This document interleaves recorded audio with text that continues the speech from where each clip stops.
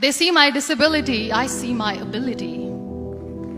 They call me disabled, I call myself differently abled. There are some incidents that happen in your life.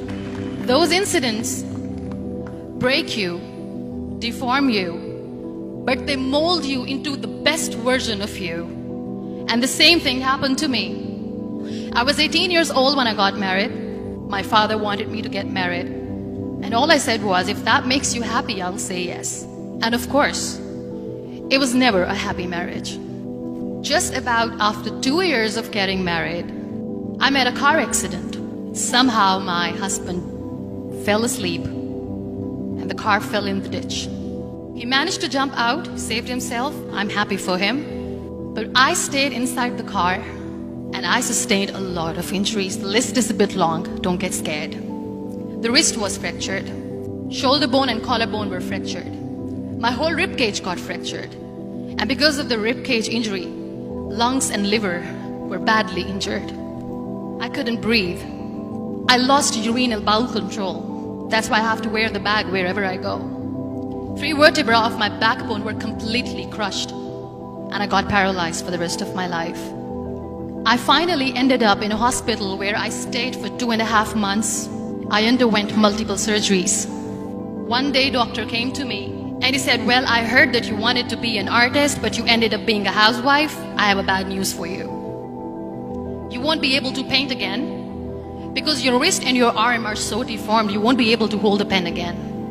Next day, doctor came to me and said, your spine injury is so bad, you won't be able to walk again. Because of your spine injury and the fixation that you have in your back, you won't be able to give birth to a child again.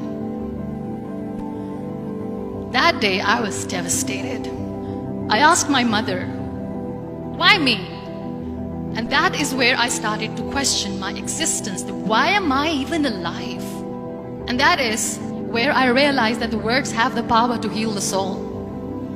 My mother said to me, this too shall pass. God has a greater plan for you. I don't know what it is, but He surely has. And in all that distress and grief, somehow or the other, those words were so magical that they kept me going. One day I asked my brothers, I know I have a deformed hand, but I'm tired of looking at these white walls in the hospital and wearing these white scrubs. I'm getting tired of this. I want to add more colors to my life. I want to do something. Bring me some colors. Bring me some small canvas. I want to paint. So the very first painting I made was on my deathbed, where I painted for the very first time. It was not just an art piece or just my passion. It was my therapy. And then I was discharged and I went back home. And I went back home and I realized that I have developed a lot of pressure ulcers on my back and on my hip bone. I was unable to sit. There were a lot of infections in my body, a lot of allergies. So doctors wanted me to lie down on the bed straight for not 6 months, for not 1 year, for 2 years. I was bedridden, confined in that one room, looking outside the window, listening to the birds chirping, and thinking maybe there will be a time when we'll be going out with the family and enjoying the nature. That was the time where I realized how lucky people are. That is the time where I realized that the day I'm going to sit, I'm going to share this pain with everyone to make them realize how blessed they are, and they don't even consider them lucky. That day I decided that I'm going to fight my fears. We all have fears. Fear of unknown, fear of losing people, fear of losing health, money.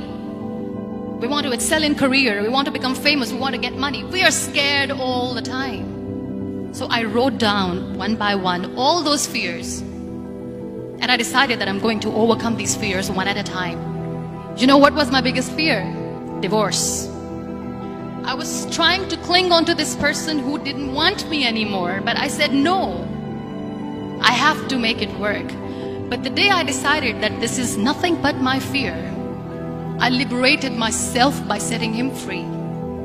And I made myself emotionally so strong that the day I got the news that he's getting married, I sent him a text that I'm so happy for you and I wish you all the best. And he knows that I pray for him today. Number 2 was, I won't be able to be a mother again. And that was quite devastating for me. But then I realized there are so many children in the world, all they want is acceptance. So there is no point of crying, just go and adopt one. And that's what I did. People think that they will not be accepted by the people because we, in the world of perfect people, are imperfects. So I decided that instead of starting an NGO for disability awareness, which I know will not help anyone, I started to appear more in public. I started to paint. I decided that I'm going to join the national TV of Pakistan as an anchor person. And I've been doing a lot of shows for the last 3 years. I became the National Goodwill Ambassador for UN Women Pakistan, and now I speak for the rights of women, children. We talk about inclusion, diversity, gender equality, which is a must. Every time I go in public, I always smile. It's always a big toothy smile on my face, and people ask me, don't you get tired of smiling all the time? What's the secret? I always say one thing, that I have stopped worrying about the things that I have lost, the people that I have lost. Things and people who were meant to be with me are with me. And sometimes, somebody's absence makes you a better person. Cherish their absence. It's always a blessing in disguise. Live your life fully.